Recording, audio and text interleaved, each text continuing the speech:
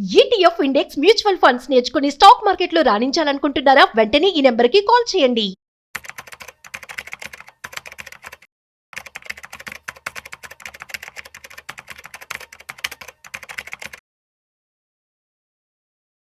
Hello నమస్తే. ప్రస్తుతం మనతో పాటు స్టూడియోలో క్యూపీఎఫ్పి సాయిరామ్ గారు ఉన్నారు. వీరితో మాట్లాడి కొన్ని విషయాల గురించి మనం చర్చిద్దాం.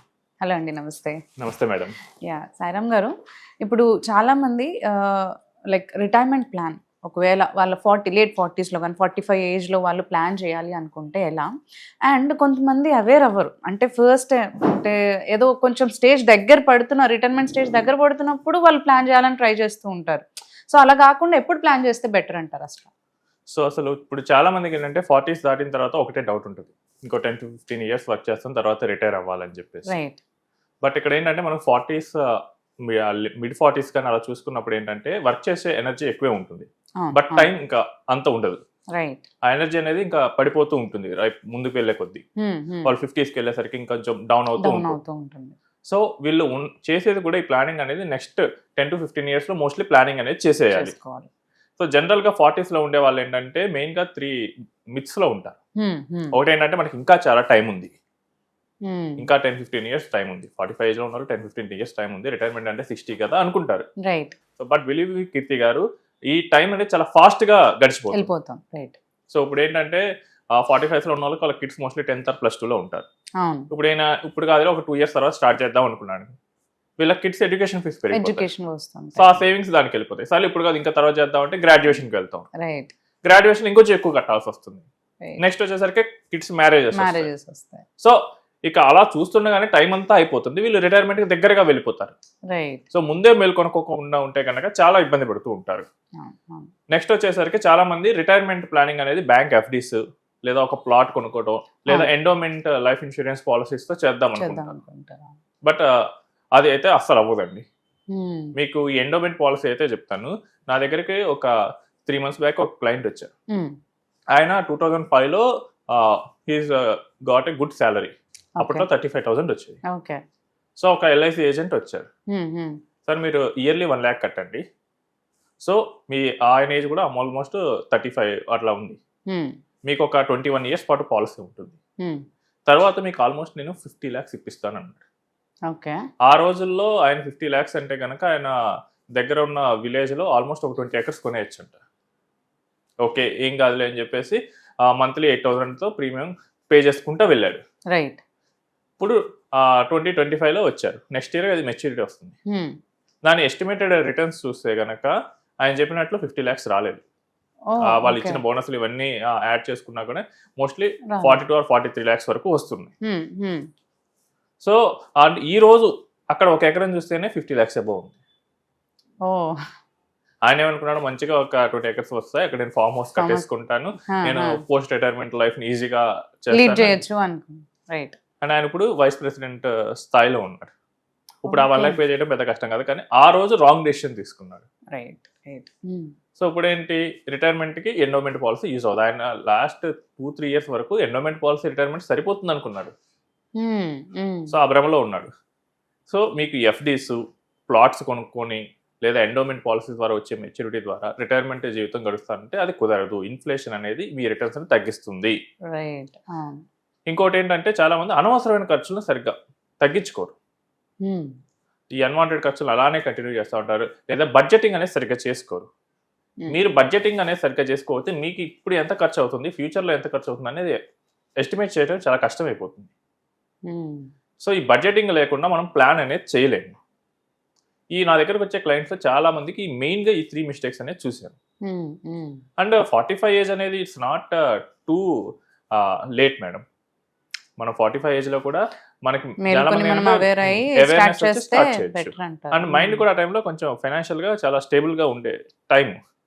సో మనం రిటైర్మెంట్ ప్లానింగ్ ఇలాంటివన్నిటివి 45 years లో స్టార్ట్ చేసి కూడా క్లోజ్ చేయాలి. చాలా మంది క్లయింట్స్ మా దగ్గర 45 లో స్టార్ట్ చేశారు. So they were running the plan almost last 2-3 years లో ఎవరైతే స్టార్ట్ చేశారో వాళ్ళకి almost 15% to 20% of the goal track లోకి తీసుకొచ్చేసారు. సో మీకు ఒక కేస్ స్టడీ చెప్తాను.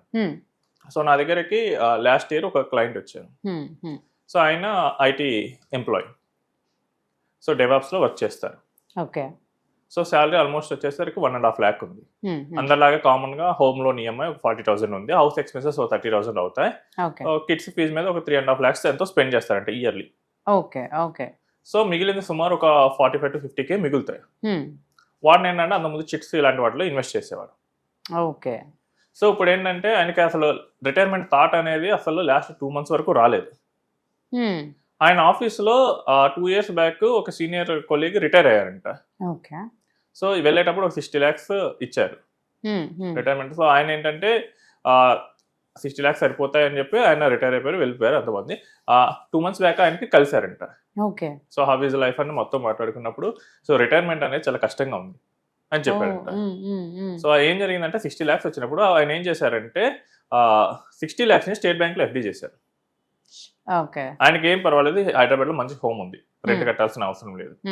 కిడ్స్ ఇద్దరు సెటిల్డ్, మ్యారేజెస్ అయిపోయాయి, కిడ్స్ గురించి చూసుకోవాల్సిన టెన్షన్ కూడా లేదు. సో ఎవ్రీథింగ్ ఇస్ ఫైన్ అని చెప్పేసి ఆయన మొత్తం నాకెందుకు రిస్క్ తీసుకోవటం అని చెప్పేసి ఎఫ్డీలో చేశారు. సో ఎవ్రీ ఇయర్ ఆల్మోస్ట్ ఒక 4 lakhs చేంజ్ అనేది ఇంట్రెస్ట్ వస్తుంది. సో వాళ్ళకి ఏంటంటే ఖర్చులు కూడా పెద్దగా ఏముండవు. సో ఆ 4 lakhs వాళ్ళు మేనేజ్ చేసేవాళ్ళు. ఇప్పుడు ఏమైందంటే లాస్ట్ ఇయర్ వాళ్ళకి కొంచెం హెల్త్ సిచ్యువేషన్ బాగాలేదానికి. ఓకే. సో ఒక సర్జరీ చేయాల్సి వచ్చింది, almost 10 lakhs. Okay. So by God's grace వాళ్ళ డాటర్ హెల్త్ ఇన్సూరెన్స్ పాలసీలో ఈయన యాడ్ చేశారు parents office. So surgery cost మొత్తం కంపెనీ ఇన్సూరెన్స్ పెట్టుకుంది. బట్ ఈయన ఏంటంటే తర్వాత మెడికేషన్ మొత్తం ఈయన చూసుకోవాలి. సో ఇప్పుడు మంత్లీ మెడిసిన్ కాస్ట్ 10,000 అవుతుంది. ఎఫ్డి రేట్స్ ఏమో ఇప్పుడు ఈరోజు చూస్తేనేమో 6% పడిపోయాయి. ఎఫ్డి రేట్స్ ఏమో కంటిన్యూస్ గా పడుతున్నాయి. ఈయన కాస్ట్ ఆఫ్ లివింగ్ ఏమో పెరుగుతుంది. అండ్ ఇంక తర్వాత ఏమైందంటే వాళ్ళ వైఫ్ కి నీ రీప్లేస్మెంట్ సర్జరీ చేయించాల్సి వచ్చిందంట. సో అంటే ఇమీడియట్ కాదు, 1 year టైం ఉంది. సో తర్వాత అంటే నీ రిప్లేస్మెంట్ తర్వాత ఫిజియోథెరపీ అన్ని చేయించాలి, మళ్ళీ కాస్ట్ పెరుగుతుంది, ఎఫ్డి రిటర్న్స్ తగ్గుతుంది, మళ్ళీ మెడికేషన్స్ అన్ని కంటిన్యూ. సో ఇప్పుడు నేను సరిగ్గా రిటైర్మెంట్ ప్లాన్ చేసుకోవడం వల్ల నా కార్పస్ తొందరగా అయిపోయేటట్లు అనిపిస్తుంది. మీరు అలాంటి రాంగ్ స్టెప్స్ తీసుకోవద్దు, ఎర్లీగా ప్లాన్ చేసుకోండి. మనకి కార్పస్ మనం అనుకున్నంత తక్కువ అయితే ఉండదు, చాలా ఎక్కువ అయితే అవుతుంది. మెడికల్ కాస్ట్ ఇవన్నీ పెరిగిపోతున్నాయి. సో మీరు ఎమర్జెన్సీస్ అన్ని ఉంటాయి కాబట్టి మీరు ముందే ఎర్లీగా ప్లాన్ చేసుకోమని చెప్పాడు. ఆ తర్వాత 2 months ఆయన రీసెర్చ్ చేసి నా దగ్గరికి వచ్చాడు. నేను ఆయన ఫైనాన్సెస్ అంతా అనలైజ్ చేశాను. So home loan EMI next 10 years లో అయిపోతుంది. సో అందరిలాగా ఆయన ఫస్ట్ 5 years అగ్రెసివ్ గా పే చేశాడు. సో హోమ్ లోన్ ఈఎంఐ 40,000 ఉన్నా కానీ నెక్స్ట్ 10 years లో మొత్తం క్లియర్ అయిపోతుంది. సో దాని రిటైర్మెంట్ తర్వాత ఆ ఈఎంఐ కట్టాల్సిన అయితే లేదు.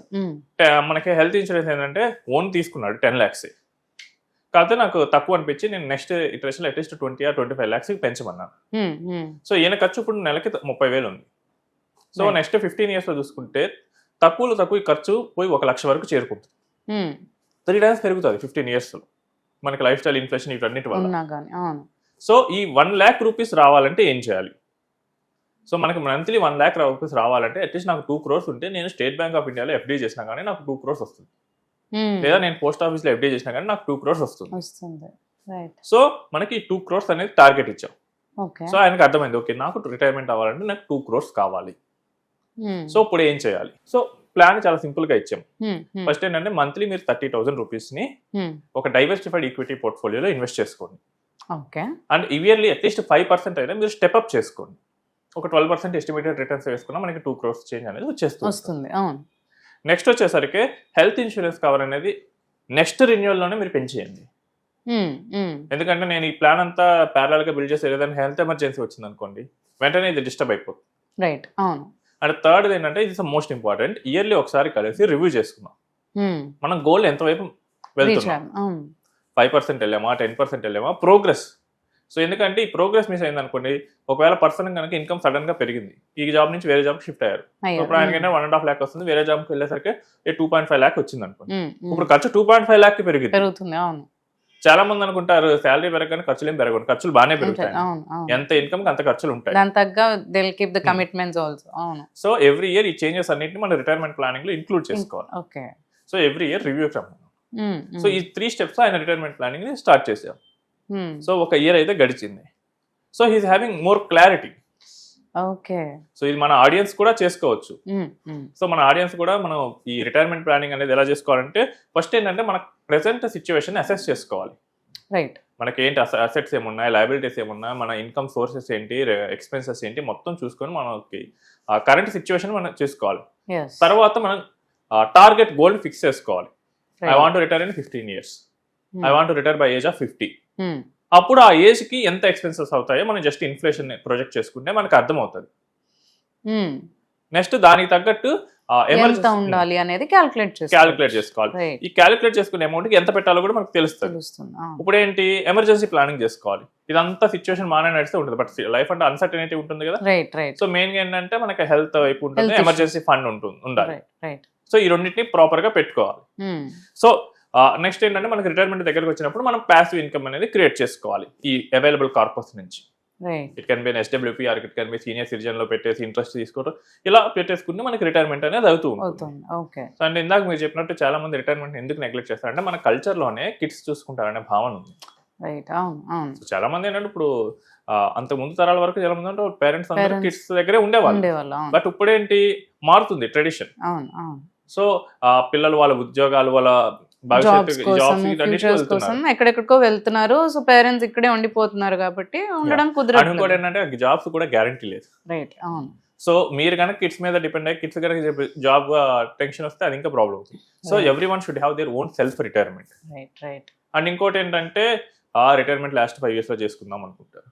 మీరు లాస్ట్ 5 years లో చేసుకుంటే ఇంకో 5-6 years కి మీకు ఇన్కమ్ సరిపోతాయి. ఇప్పుడు ఏంటంటే మనకి ఇండియాలో లైఫ్ ఎక్స్పెక్టెన్సీ అనేది చాలా పెరుగుతుంది. నేను 2 weeks బ్యాక్ ఒక జపాన్ క్లయింట్ కి ఫైనాన్షియల్ ప్లానింగ్ చేశాను. అంటే NRI, జపాన్ సిటిజన్ అయ్యారు. సో జపాన్ లో లైఫ్ ఎక్స్పెక్టెన్సీ బాగుంటుంది. వాళ్ళ వైఫ్ కి వచ్చేసరికి రిటైర్మెంట్ ప్లాన్ చేసేటప్పుడు వాళ్ళకి 100 years వరకు ప్లాన్ చేయాల్సి వస్తుంది. సో మన లైఫ్ ఎక్స్పెక్టెన్సీని కూడా చూసుకోవాలి. సో వీటన్నిటిని చూసుకొని చేయాలి. సో ఫైనల్ గా ఏంటంటే రిటైర్మెంట్ అనేది ఒక డ్రీమ్ కాదండి, ఒక ప్రాజెక్ట్ లాంటిది. దాన్ని ఎవాల్యుయేట్ చేసుకోవాలి, గోల్స్ సెట్ చేసుకోవాలి, టైమ్ లైన్స్ చేసుకోవాలి, చాలా హార్డ్ వర్క్ అయితే చేయాల్సి వస్తుంది. ఇప్పుడు మీరు అన్నారు 5 years ముందు ప్లాన్ చేసుకుంటున్నారు అని, అలా కాకుండా ఎన్ని years ముందు ప్లాన్ చేసుకోవాలంటారు? మనకేంటంటే అట్లీస్ట్ ఒక 10 years ఉంటే కనుక we can do it. Late అయినా పర్వాలేదు కానీ మనకి డిసిప్లిన్ అండ్ కమిట్మెంట్ అనేది ఉండాలి. సో 10 years 20,000 తో స్టార్ట్ చేసేసి మీరు స్టెప్ అప్ చేసుకుంటా ఉన్నా కానీ మీకు డీసెంట్ అమౌంట్ అయితే వస్తుంది. సో మనం ఏంటంటే ముందుగానే ట్రైన్ అయి ఉంటాం అలాంటి సిచ్యువేషన్స్ కి. సో అలా కాకుండా ఆల్ ఆఫ్ ఎ సడన్ నేను వెళ్తా అంటే ప్రాబ్లమాటిక్ అవుతూ ఉంటుంది. మినిమం 10 years నుంచి ఇంకా మనం మోర్ అయినా పెట్టుకోవచ్చు. ఇంకా మోర్ పెట్టుకునే ఏంటంటే మనకి ఇవ్వాల్సిన కమిట్మెంట్ అనేది తగ్గుతుంది. సో ఫర్ ఎగ్జాంపుల్ ఇందాక కేసులోనే నేను 10 years లోనే 2 crores అచీవ్ చేయాలి. సో ఇప్పుడు నేను ఏం చేయాల్సి వస్తుంది, instead of 30,000 I may have to go to 40 or 45,000. So అది కొంచెం కష్టం అవుతుంది కమిట్మెంట్స్ ఇవ్వడం అనేది. అదే ఎర్లీగా చేస్తే తక్కువ అమౌంట్స్ తో కూడా స్టార్ట్ చేయొచ్చు. అని కూడా ఏంటంటే మీరు ఒకవేళ అలా మీకు ఇన్కమ్ పెరిగే కొద్దీ మీరు ఆ అమౌంట్ ని తొందరగా కూడా రీచ్ అవ్వచ్చు. సో మీరు ఫైనాన్షియల్లీ ఇండిపెండెంట్ అవ్వచ్చు అప్పుడు. సో ఇన్ని అడ్వాంటేజెస్ ఉంటాయి ఎర్లీగా స్టార్ట్ చేస్తే. థ్యాంక్ యూ అండి. Thanks madam.